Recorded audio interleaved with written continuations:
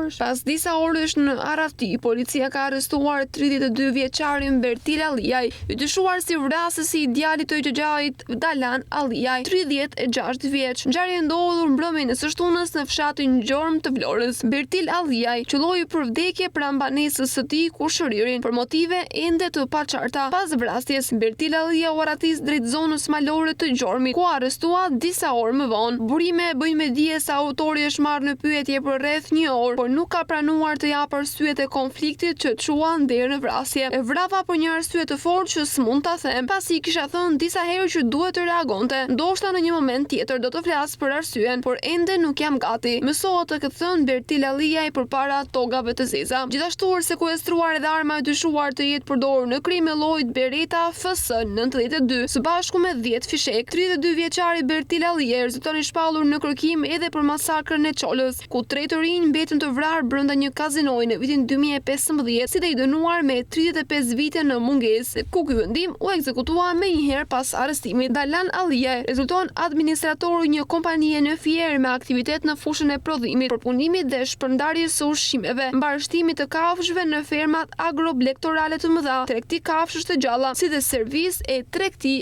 automjetesh.